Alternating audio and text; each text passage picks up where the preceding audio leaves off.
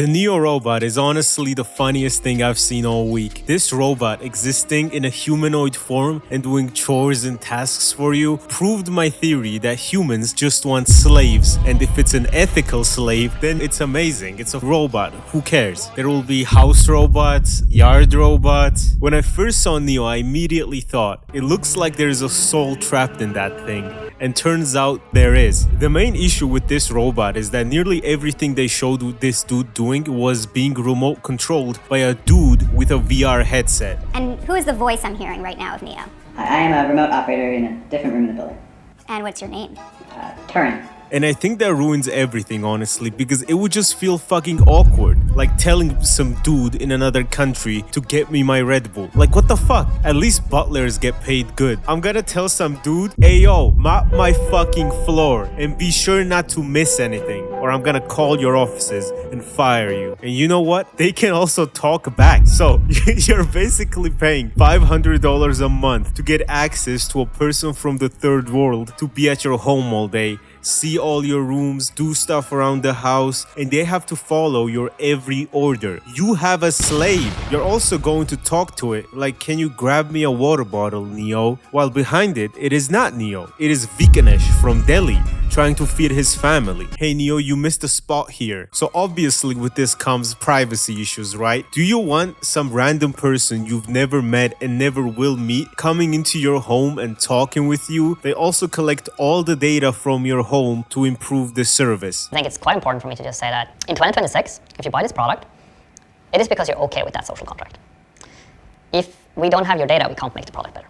I'm a big fan of what I call like big brother, big sister principle, right? Big sister helps you. Big brother is just there to kind of monitor you. And we are very much the big sister. Depending on how much you want to trade, we can be more useful. And you decide where on that scale you want to be. The good thing is that the operator will not see you because your face will be blurred, and you can set no-go zones and they cannot connect unless you approve it. But that's not really good enough if you're collecting all the data about a person from their home. The CEO is from Norway, and seeing as he is from a high-trust society where nothing bad ever happens and everyone follows the rules and dudes ride their bicycle with their boyfriend on the back to work while holding hands and kiss and everyone is happy and rich, it makes sense. But the CEO also said that by 2026 it will also be able to do most of the things in your home autonomously without it being operated remotely. First of all, these are just promises, but the only thing they showed it doing autonomously was opening the door and taking a glass of water from a dude. And frankly, I don't trust the promises of AI companies, man, especially when it's $500 a month or 20 bands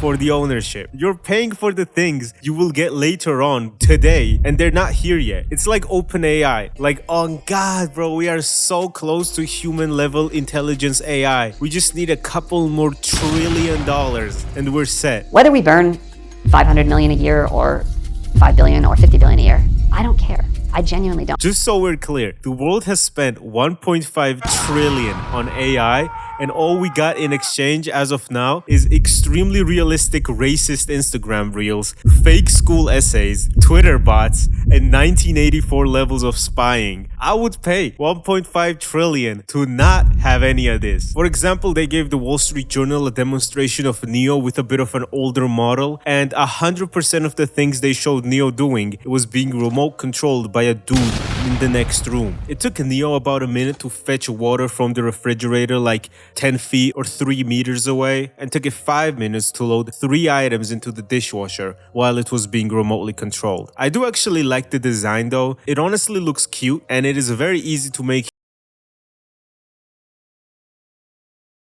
design. I also like the safety features they added, where even though it can lift a lot of weight, it cannot crush a walnut or touch anything that's too hot, heavy, or sharp. I don't know if it can smother you in your sleep though.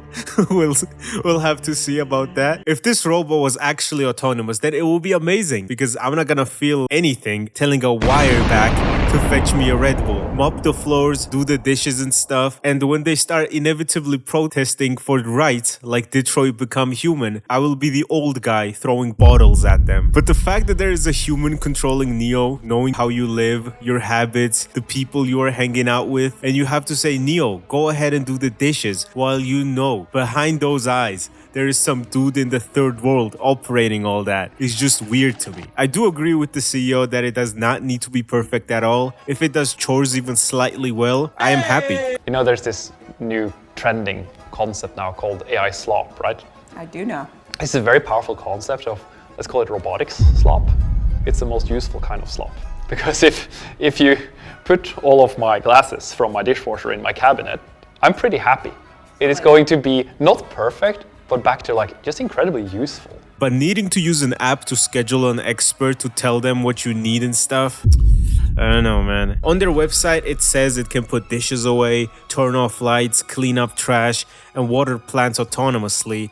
And you can schedule an expert to bartend parties, do laundry, feed the pets, and tidy the entire house. If I know anything about tech companies, is that they love exploiting India for their cheap labor and knowledge. So with them getting $500 a month, are there gonna be offices in India where there are like 5,000 Indians in VR headsets remote controlling these things for $300 a month? The main thing is, I hope they don't open any offices in Eastern Europe, because as soon as you tell some dude to mop the floor, they'll start swinging hands on you through the robot. Hey bro, who am I to mop your fucking floors, bro? This is like that one very advanced AI code writing company that turned out to be 700 dudes in India writing code. Or like Amazon's just walk out technology, where you just walk into a store and just walk out of it and it automatically scans and charges you for the products you buy, which is again hundreds of workers in India watching you shop. AI investments accounted for 92% of US's GDP growth for the first half of this year, and most of it is shit like this. So you guys understand that the American economy would just explode without India, right? Like and subscribe and goodbye. Boop, boop.